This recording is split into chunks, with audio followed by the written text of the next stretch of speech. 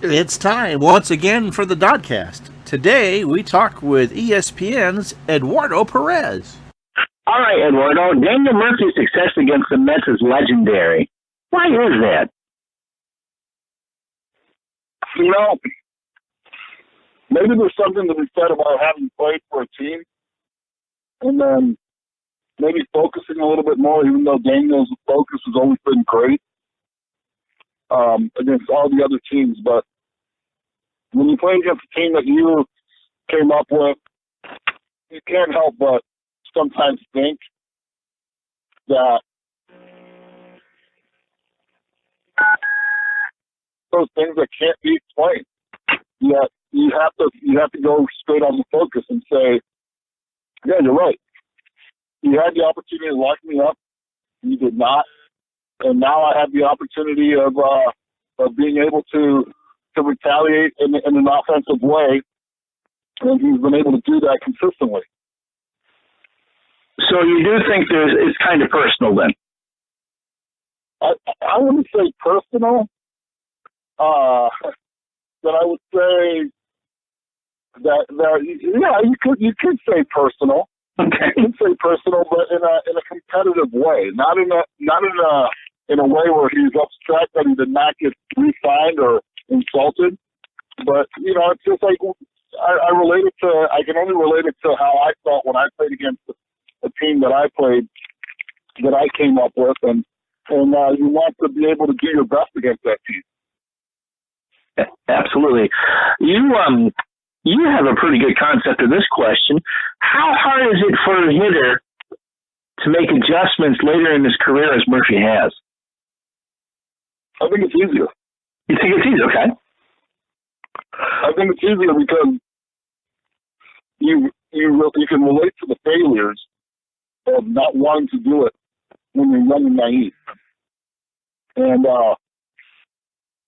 from experience, you have that knowledge. And you have the knowledge that you have to be able to make adjustments in order to survive at this level. Mm-hmm. So in that standpoint, I think it's easier to be able to make those adjustments and to be able to succeed and to be able to slow the game down while making those adjustments. So, and you have an understanding of the league itself, and you know that you have to make those adjustments. So, the older you get, the more knowledge you have, and to me, the easier it becomes to make those adjustments. Okay. So maybe just because he's so public about this, I may be completely wrong with this question. Why are there so few true students of hitting? Why are there so many what? So few true students of hitting. I beg to differ.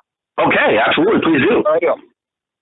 I beg to differ. I think all the major leaguers are always striving to get better.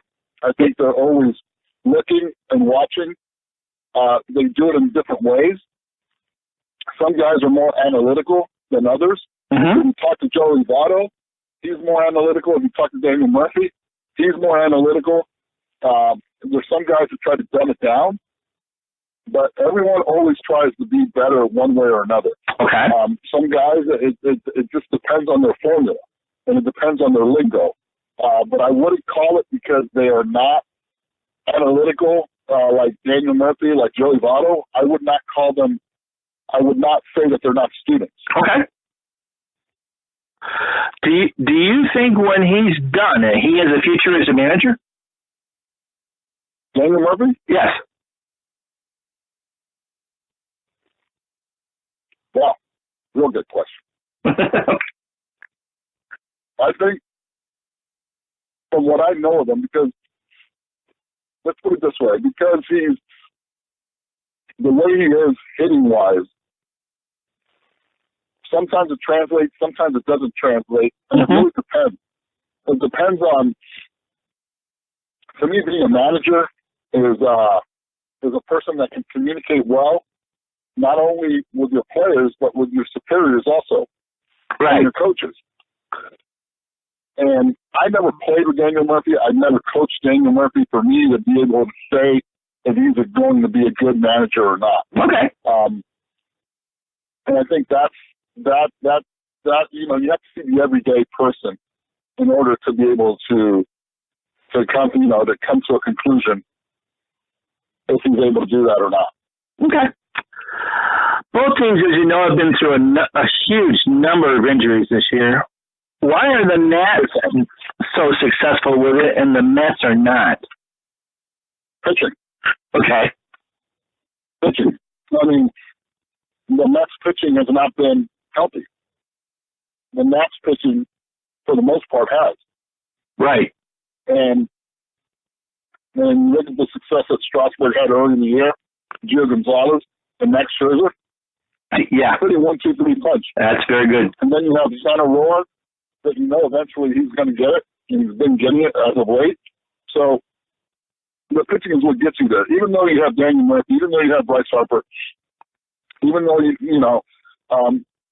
can survive with pitching. They're starting pitching at that. They struggled when it comes to the bullpen early on in the year, but their starting pitching was giving more innings than any other staff in baseball. And because of that, and because of their offense, they've been able to do what they've done, even with the loss of Turner and Eden early in the year. Yeah, they're all coming back soon, except for Eden, of course. Should the Nats be concerned about Steven Strasburg's health the rest of the year? I mean, he had the cramps last night in Houston. No, I hope not. Yeah, me too. Me too. I saw him cramp up on the calf, but I don't think so. I think Steven looked great yesterday. First time around the lineup, we saw a really good fastball curveball mix.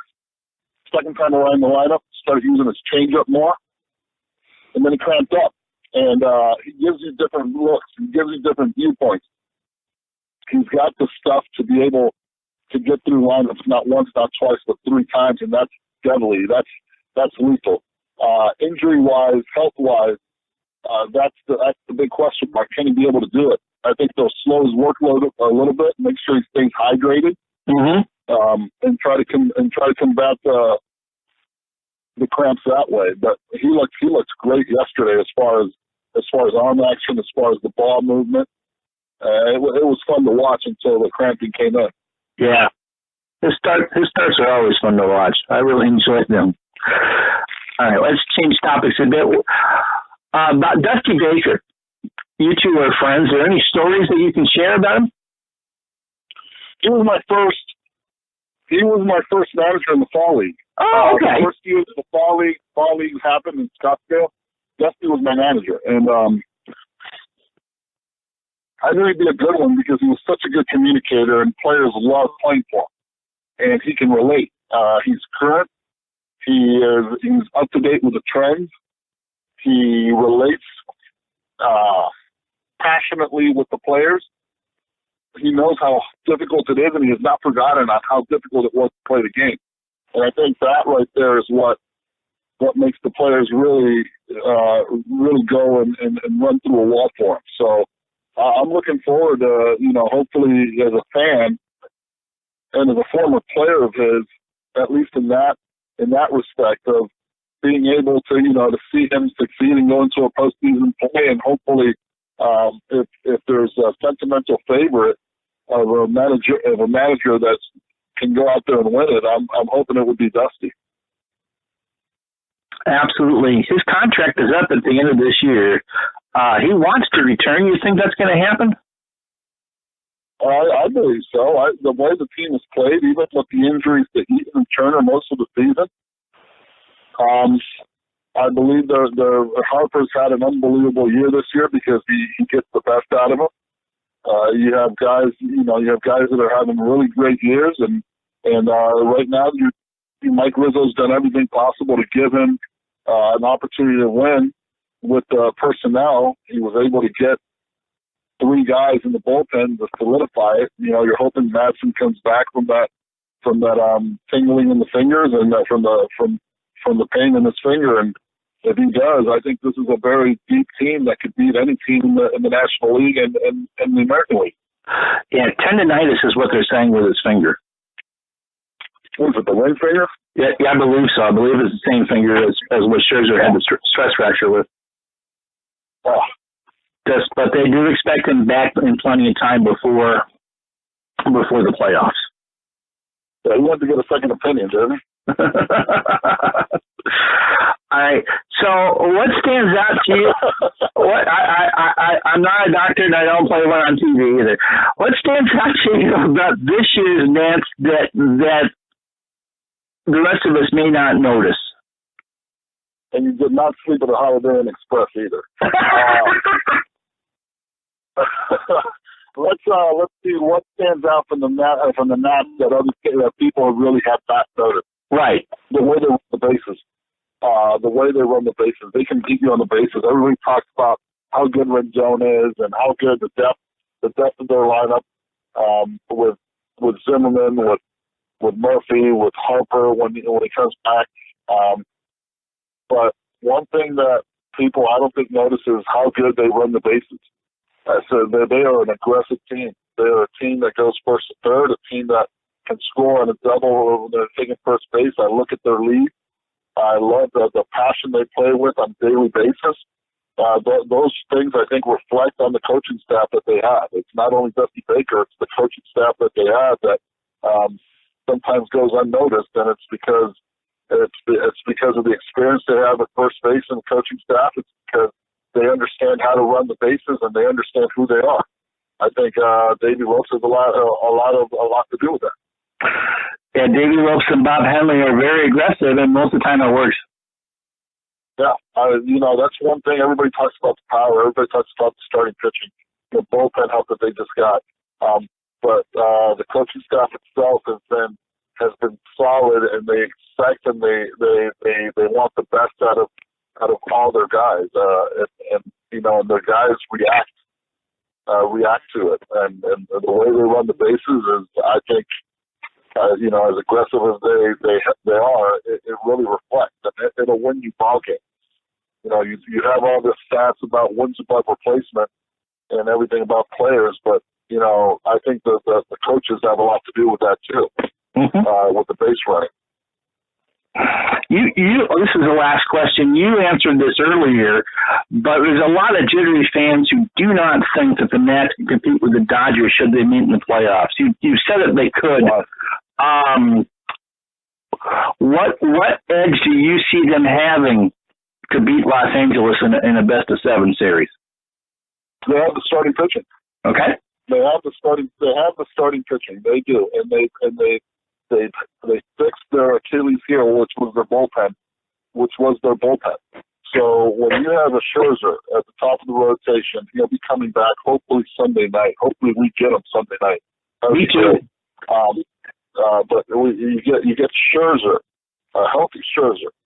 Gio Gonzalez, which has been throwing the ball better than he's ever thrown the ball, I believe, in my opinion. You get a Strasburg. Those three guys can neutralize any offense. Now, the Dodgers, they can be beat. Any team can be beat in baseball. When you put a really good pitching staff, and when you put a really good pitching staff in front of any team, it doesn't matter what the best offensive team, you name it, they will neutralize that offensive team. And that's what the Washington Nationals have going for them.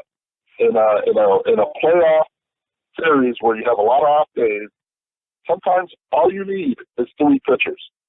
And the Nationals have those three pitchers. Oh, okay. Well, hey, thanks so much for taking time out of your schedule to talk with us today. We'd like to thank Eduardo Perez for spending some time with us. Don't forget, Sunday night, ESPN has you hooked up for Sunday Night Baseball, 8 o'clock, for the second game of the Nats and New York Mets split doubleheader. It preceded, of course, at 7 o'clock by Baseball Tonight. So don't forget to watch Eduardo as he teams with Dan Schulman and Jessica Mendoza on the game. You can follow us on Twitter at District on Deck. DistrictOnDeck.com gets you everything that we do. Give us a like on Facebook, and of course, like and subscribe to this video on YouTube.